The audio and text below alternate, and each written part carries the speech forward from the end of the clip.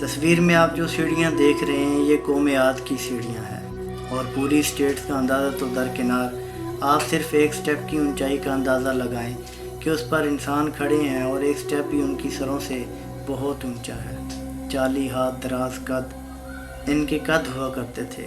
800 سے 900 برس عمریں، نہ تو بوڑھے ہوتے، نہ تو کوئی بیماری غالب آتی، نہ ہی ان کے دانت ٹوٹا کرتے، اور اتنے بڑے جثے کے مالک ہوا کرتے تھے کہ درخت کو جڑوں سے اکھاڑ لیے کرتے تھے، پہاڑوں کو کاٹ کر تراش کر ان میں گھر بنایا کرتے تھے۔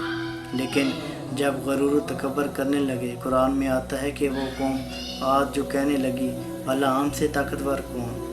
کیا وہ نہیں جانتے کہ جس نے انہیں پیدا کیا ہے اصل طاقتور تو وہی ہے؟ اور ہماری آیتوں کا انکار کرنے لگے۔ جب اللہ نے ہود علیہ السلام کو ان کی طرف بھیجا تو تکبر میں کہنے لگے، کیا ہود ہمارے خدا نے تیری عقل خراب کر دی ہے؟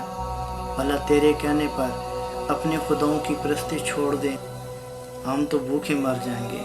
اور پھر اتنے دراز قد کے لوگ جب اللہ کا عذاب آئے تو ہوا میں اڑنے لگے۔ اللہ اکبر، یہ غرور و تکبر کی صدا ہے۔ تم سے پہلے جو یہاں تخت نشین تھا اسے بھی اپنے خدا ہونے پہ اتنا ہی یقین تھا۔ دور حاضر میں ذرا سی طاقت ملنے پر، اقتدار ملنے پر، شہرت ملنے پر، مال و زر ملنے پر خود کو پھر سمجھنے لگتے ہیں۔ ان لوگوں کے لیے بہترین مثال یہ ہے کہ اتنے بڑے قد لوگ ہمارے مقابلے تو ان کا غرور کرنا بنتا تھا، ہمارا تو پھر نہیں بنتا، لیکن ان کا غرور بھی اللہ نے خاک میں ملا کر رکھ دیا۔ یہ ہمارے لیے نشان عبرت